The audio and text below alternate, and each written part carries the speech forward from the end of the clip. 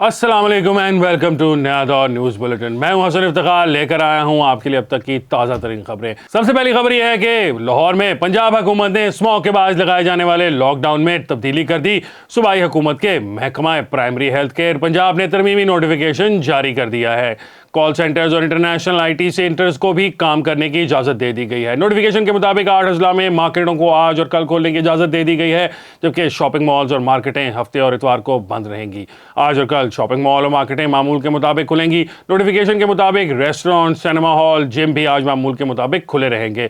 Notification के मुताबिक फैसले का इतलाक लाहौर, ननकाना साहब, शेखुपुरा, कसूर, गुजरावाला, नारोवाल, हाफजाबाद और सियालकोट पर भी होगा। पंजाब के 7 अजला में लॉकडाउन जो था वाज़ेह रहे कि पंजाब में स्मॉग के बायस गुजरावाला समेत 5 अजला में स्मार्ट लॉकडाउन लगाने का फैसला किया गया था, जिसके तहत 10 नवंबर से 12 नवंबर तक गुजरावाला, सियालकोट, नारोवाल, हाफजाबाद और वजीराबाद में भी स्मार्ट लॉकडाउन होगा। स्मार्ट लॉकडाउन के दौरान तमाम स्कूल, दफातर, मार्केटें, तफरीही मकामात, शादी हॉल, सिनेमा घर बंद रहेंगे, जबकि फसलों की बाकियात, कूड़ा जलाने पर दफा 144 के तहत मुकदमा दर्ज होंगे।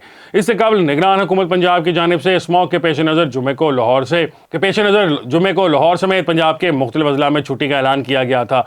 अगली खबर यह है कि IMF ने रिटेलर्स ज़र इनकम पर टैक्स लगाने का मुतालबा कर दिया। ज़राए के मुताबिक फेडरल बोर्ड ऑफ रेवेन्यू ने रवा माली साल के लिए टैक्स वसूली का प्लान IMF से शेयर कर दिया और प्लान का जायजा लेने के बाद IMF ने मजीद इकदाम करने के लिए तजवीज़ की है। ज़राए के मुताबिक IMF ने रिटेलर्स ज़र इनकम टैक्स और रियल एस्टेट से टैक्स लेने का मुतालबा किया है और टैक्स वसूली में शॉर्टफॉल की सूरत में फौरी तौर पर नए इकदाम का ऐलान करने का फैसला किया है। ज़राए का बताना है कि रिटेलर्स पर फिक्स टैक्स आयद करने की तजवीज़ ज़ेर गौर है, तहम IMF इस पर रजामंद नहीं और IMF ने ज़र आमदन को टैक्स रेट में लाने का मुतालबा किया है। सूबों से टाइमलाइन तय करने का भी मुतालबा किया गया है। ज़राए के मुताबिक IMF मिशन को टैक्स पॉलिसी और टैक्स कलेक्शन अलहदा करने के प्लान पर ब्रीफिंग दी गई, जिसमें IMF ने रवा माली साल का टैक्स हदफ हासिल करने की सूरत हाल का मुतालबा किया। अगली खबर यह है कि हुकूमत ने 252 अरब रुपए मालियत के PIBs की नीलामी में फरोख्त के लिए पेश कर दिए। हुकूमत ने 252 अरब रुपए मालियत के पाकिस्तान इन्वेस्टमेंट बॉन्ड्स की नीलामी कर दी। स्टेट बैंक के मुताबिक हुकूमत ने 252 अरब रुपए की मालियत के PIBs नीलामी में फरोख्त किए हैं, जिनमें 3, 5 और 10 साल के पेपर की फरोख्त शामिल है।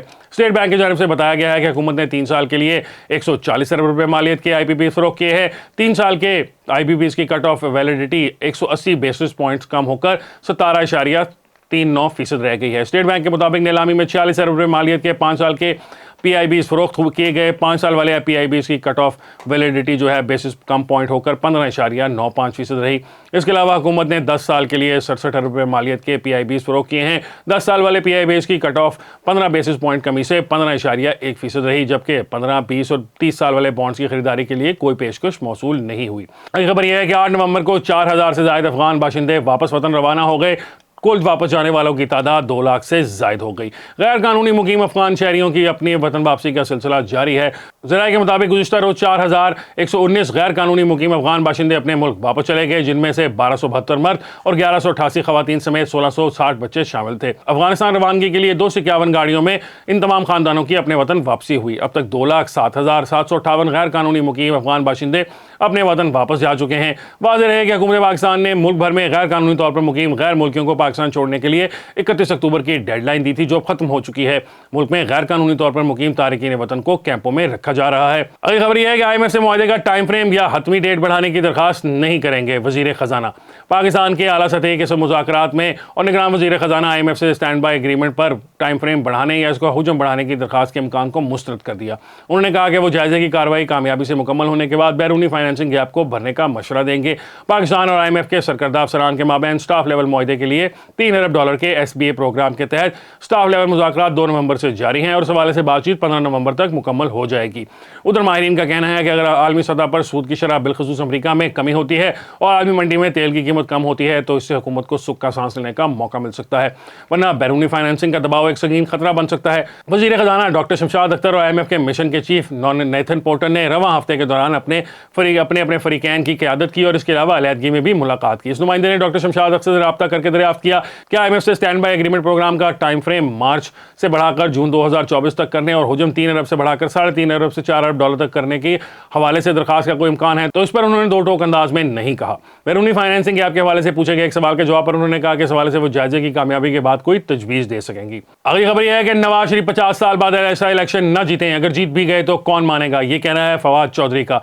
साबिक वफाकी وفاقی وزیر فواد چودھری نے کہا ہے کہ نواز شریف کہیں سے 50 سال بعد ایسا الیکشن نہ جیتیں، اس طرح جیت بھی گئے تو کون مانے گا۔ عدالت میں پیشی کے موقع پر میڈیا سے گفتگو کے دوران نون لیگ کے قائد کو مشورہ دیتے ہوئے انہوں نے کہا کہ نواز شریف سیاسی درجہ حرارت کم کرنے میں کردار ادا کریں۔ فواد چودھری کا کہنا تھا کہ پی ٹی آئی اور پی ڈی اے مذاکرات ناکام نہیں ہوئے تھے، اب بھی مذاکرات ہو سکتے ہیں اور ہونے بھی چاہیے۔ فراڈ کیس میں فواد چودھری کو منہ پر کپڑا ڈالے بغیر عدالت میں پیش کیا گیا تھا، البتہ انہیں ہتھکڑی لگی رہی۔ عدالت نے سابق وفاقی وزیر کو 14 روز کے جوڈیشل ریمانڈ پر اڈیالہ جیل بھیج دیا۔ دوسری جانب فواد چودھری کے خلاف تھانہ پنڈ دادن خان میں مقدمہ درج کیا گیا ہے۔ پولیس کے مطابق چودھری محلہ عثمانیہ کے رہائشی نعمان آصف کی مدیریت میں درج مقدمے میں مدعی نے الزام لگایا ہے کہ فواد چودھری نے اس کے مکان پر قبضہ کر کے دوسرے شخص کو دیا۔ پولیس کے مطابق مقدمے میں ڈکیتی، قتل، دھمکیاں دینے سمیت مختلف دفعات شامل ہیں۔ فواد چودھری کے خلاف مقدمہ 7 نومبر 2023 کو درج کیا گیا، جبکہ مکان پر قبضے کا واقعہ 30 نومبر 2020 کو پیش آیا۔ اگلی خبر یہ ہے کہ پی ڈی آئی کی قانونی ٹیم کی چیف الیکشن کمیشنر سے ملاقات، چارٹر آف ڈیمانڈ پیش کر دیا۔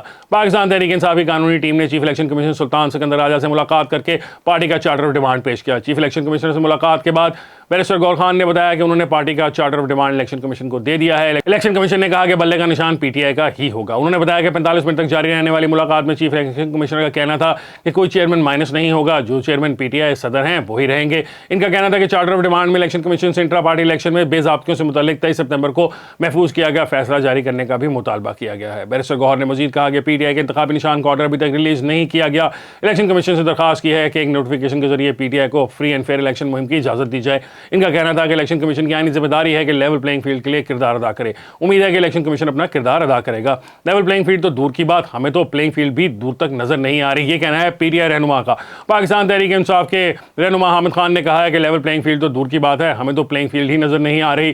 جیو نیوز کے پروگرام آشا زیب خانزادہ کے ساتھ میں گفتگو کے دوران حامد خان نے صدر مملکت کے نگراں وزیر اعظم کو پی ٹی آئی کے خدشات دور کرنے سے متعلق خط لکھے گئے پر اپنے رد عمل کا اظہار کیا۔ اپنے رد عمل میں انہوں نے کہا کہ بے بسی کا عالم یہ ہے کہ صدر مملکت کو نگران وزیر اعظم سے درخواست کرنا پڑ رہی ہے، ان کو درخواست نہیں بلکہ واضح آرڈر دینا چاہیے تھا۔ حامد خان کا کہنا تھا کہ اگر اس وقت کسی بھی سیاسی آئینی عہدیدار کے پاس کوئی اختیار یا قانونی حیثیت ہے تو وہ صرف صدر کے پاس ہے۔ خیال رہے کہ صدر مملکت عارف الوی نے وزیر اعظم انوار الحق کھکڑ کے نام خط میں کہا ہے کہ لیول پلینگ فیلڈ اور بنیادی حقوق کے حوالے سے پاکستان تحریک انصاف کے خدشات پر غور کیا جائے۔ صدر نے رہنما P T I Omar Ayub کی جانب سے لکھا گیا خط بھی نگراں وزیر اعظم کو بھیجا ہے۔ صدر نے اپنے خط میں کہا ہے کہ نگراں حکومت کا تمام سیاسی جماعتوں کو لیول پلینگ فیلڈ فراہم کرنا بے حد اہم ہے۔ بنیادی حقوق اور level playing field per P T I کے خدشات پر غور کیا جائے۔ آئندہ انتخابات میں سیاسی جماعت کو مساوی حقوق اور مواقع کی فراہمی کے بیانات باعث اطمینان ہیں۔ اب تک کے نیوز بلیٹن کے لیے اتنا ہی، انشاءاللہ آپ سے ملاقات ہوگی ایک اور نیوز بلیٹن کے ساتھ۔ مجھے حسن افتخار کو دیجیے اجازت، اللہ حافظ۔